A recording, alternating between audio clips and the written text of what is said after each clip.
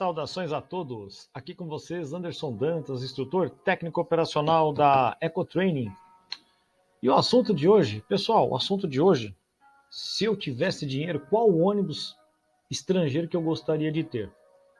Bom, em se tratando de ônibus americano do nosso continente aqui, tirando fora alguns ônibus brasileiros que eu gostaria de ter, se fosse brasileiro eu gostaria de ter o quê? Eu gostaria de ter um LPO 1113, a carroceria Gabriela Urbano. Eu gostaria de ter um O364 com motor 355/5, igual tinha na CMTC. Eu gostaria de ter um BR-116, aquele dinossauro, os primeiros BR-116 que saiu com câmbio invertido. Gostaria muito de ter um daquele também. Gostaria de ter um Volvo B58, uma carroceria Amélia Urbano. E gostaria de ter um O370 RS, aqueles primeiros 370 com aqueles bagageiros de avião, abertura com pistão a gás, aquela coisa fina que só saiu na primeira série. É listinha extensa lista, hein, gente? E se fosse possível, mas é muito raro, gostaria de ter uns ônibus antigos com chassi da Cummins, aquele motor Cummins V8 aspirado 210 cavalos, e o chassi Magiros com um motor refrigerado a ar. Coleção cara, hein, pessoal? Mas fica no sonho, fica na utopia. E falando em utopia, em se tratando de um ônibus norte-americano, qual que eu gostaria de ter? Vamos lá? Olha ele aqui, ó, o GM PD 4501 Scenic Cruiser. É Cruiser ou Cruiser? Tem que fazer um curso de inglês, né? Brincadeiras à parte. Pessoal, esse ônibus foi fabricado de 1954, justo o ano em que voou aí o Boeing 707 voou pela primeira vez, né? Lembrando que ele já vinha há muito tempo aí de projetos, mas o 707 voou em 1954. A versão comercial, o 120, o modelo 707-120. Pessoal, voltando a falar de ônibus, olha aqui, ó. Por que eu gosto desse ônibus? Não sei, olha só, eu acho o design dele muito bacana. É um trocadinho, não é tão comprido, ok, pessoal? Porque originalmente 40 pés, dá 12,19 metros. Não é tão alto, a parte mais alta dá 3,40 metros. Foi fabricado de 1954, como eu disse, a 1956, portanto, 2 anos, foram feitas 1.001 unidades, todas para a Greyhound, que é essa empresa aí. E originalmente, no começo ali, tinha 2 motores Detroit Diesel 471. Em 1962 houve aí uma adaptação para tirar aqueles 2 motores e colocar o 8V71. Ok, pessoal? E eu acho um ônibus muito charmoso, muito bonito. Transportou milhares de pessoas aí durante muito tempo. Teve alguns problemas de vazamento de água na janela, teve alguns problemas estruturais que, se vocês pesquisarem a respeito dele na Wikipedia, vocês verão que teve alguns problemas pontuais nesse ônibus. Mas eu acho ele muito charmoso, muito bonito, mas muito bonito mesmo.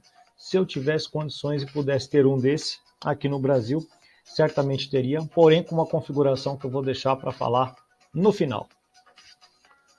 Aqui, uma propaganda da época. Curiosamente, não sei se dá para vocês perceberem, o teto ali em cima da cabeça do motorista não é tão alto ali, devido ao, não sei se é um porta-bagagem, alguma coisa assim, e eles limitavam a altura do motorista a 1,80 m. Olha que interessante. Então, o motorista que fosse dirigir um Scenic Cruiser não poderia ter mais de 1,80 m.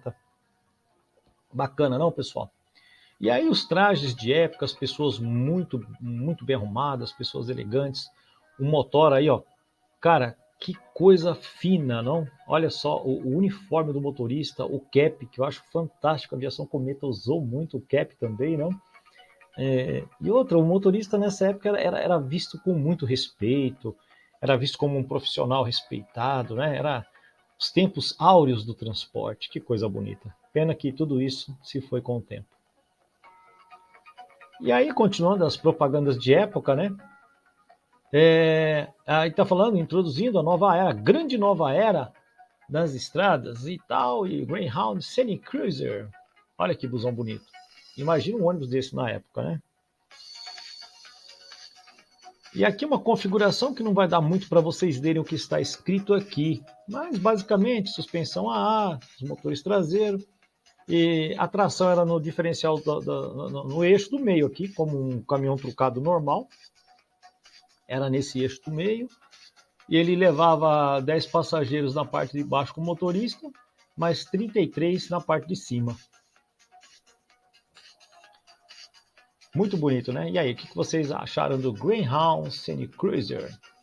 Transportou milhares de pessoas, fez parte do imaginário de muita gente, não, pessoal? Quantas pessoas...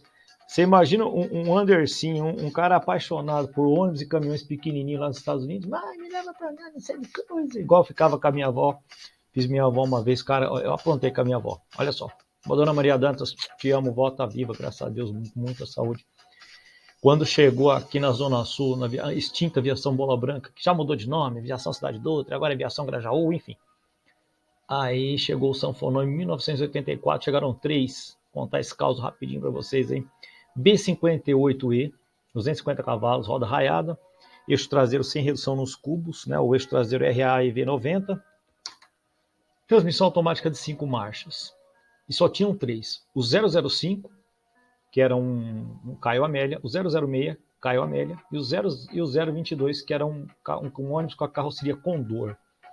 Rapaz, eu queria andar nesse bendito ônibus, e minha avó tinha um bazarzinho, e aí eu trabalhava com a minha avó no bazar durante o dia e tal. E à noite a gente vinha e pegávamos 2 ônibus. E eu falei pra minha avó, quero ir no sanfonão. Rapaz, nós ficamos 2 horas no ponto. Eu fiz essa mulher ficar 2 horas. Isso aqui é uma avó gostar do neto, hein?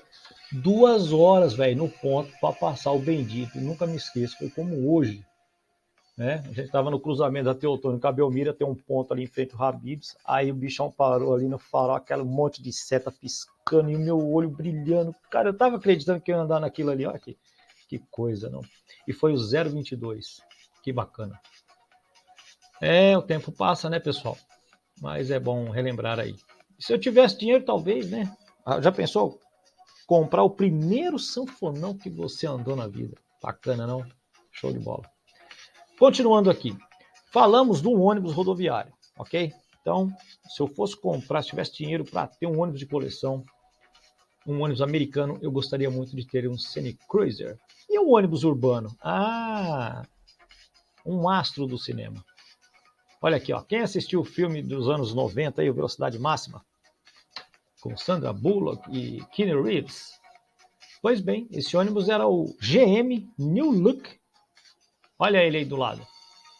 O GM New Look. É isso aí. Ele foi produzido nos Estados Unidos de 1959 a 1971 e no Canadá de 62 a 86. No Canadá ele teve uma vida mais longa. Tiveram 3 comprimentos, pessoal. 8 metros e 84, 10 metros e 67 e 12 metros e 19, 40 pés. As motorizações, 6V71, tudo Detroit, tá? 6V71, 8V71 e os últimos 6V92. Transmissões. Teve transmissão automática Allison de 1 velocidade série H, olha só, transmissão de 1 velocidade, imagina o fator de conversão dessa caixa. Allison série VH. Teve a VH2 com 2 velocidades, teve outra transmissão com 3 velocidades da Allison e teve também uma transmissão, uma caixa seca de 4 velocidades. Beleza?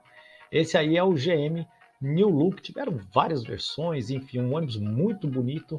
É um ônibus assim com o estilo aí da década de 60, né? Esses faróis redondos. Para-brisa aí, na verdade, você tem... Ele é bipartido, mas embaixo tem uma parte ali do continuação do para-brisa. As portas parece que são dobráveis ali, não? Eu acho muito bonito esse ônibus aí. Para mim, se eu tivesse dinheiro, cara, eu ia buscar um desse nos Estados Unidos. Eu ia buscar o Scenic Cruiser e um desse aí. Lógico, você não vai achar mais inteiro do jeito que tá na foto, né, pessoal? Vai achar aquelas bagaceiras lá que você vai ter que procurar uma pessoa, uma empresa para restaurar. Leva tempo, leva dinheiro. Por isso que eu faço, se eu fosse milionário, né? Quem sabe um dia a gente ganha na Meg e consegue realizar alguns dos sonhos. Começando pelos nossos ônibus daqui. Mas, cara, eu acho fantástico, eu acho muito bonito. E o que mais me impressiona, não? O ronco dos motores Detroit Diesel. Eu sou apaixonado pelos motores Detroit. E aí, vocês? Vocês gostam? Já falei sobre o motor Detroit Série 71. Vou ver se eu consigo fazer vídeos sobre as outras séries. Deixa nos comentários, gostaram do série 71? Quer que a gente fale das outras séries dos motores Detroit? Pois bem. E aqui, creio que é a versão mais comprida, né? O de 12 metros e 19. Mas se fosse para eu comprar, eu preferia o médio, de 10 metros e 67. Eu acho um ônibus mais... Assim, para aplicação urbana, principalmente aqui no Brasil, que é muito cheio de esquina, de valeta, disso, aquilo outro, eu acho mais bacana, principalmente para andar aqui na periferia, a gente, né, na nossa realidade, tá bom? Mas olha que coisa linda, cara. Muito bonito, não? Essas janelas inclinadas, meu, você tá louco. Eu acho bonito demais da conta, muito bonito. Ah, mas é um design retrô, cara, sem comentário.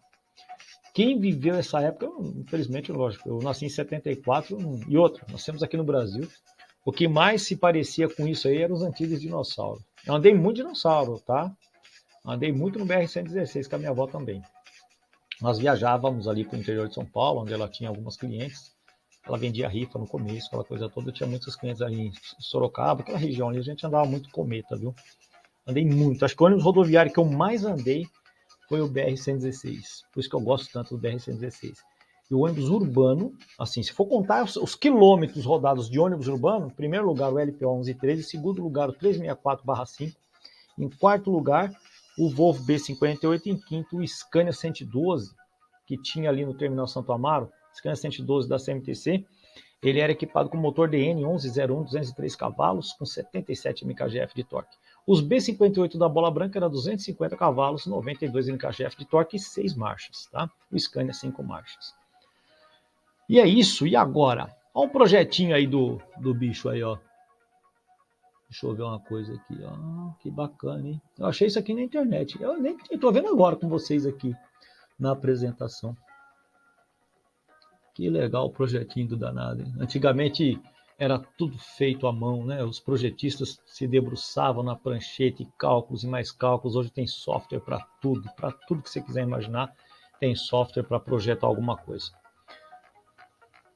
E agora, se eu fosse comprar um dos dois, certamente que eu iria tentar adaptar uma transmissão dessa aí, ó. Qual que é essa caixa? A caixa RT 613 Old Style, estilo antigo. Então nós temos 3 caixas. Pô, professor, não é melhor você pôr uma RTLO que só cruza na leve, não vai trabalhar menos?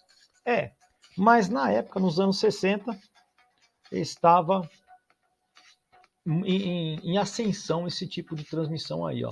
Então na primeira caixa ali no low, você faz primeira, segunda e terceira, coloca no wind intermediário, vai fazer de quarta a oitava e no direct ali, ó, você vai fazer o quê? De oitava, não, de nona na verdade, né? A 13ª marcha. Então, lá nos Estados Unidos você acha isso aí em Smart, aquela coisa toda.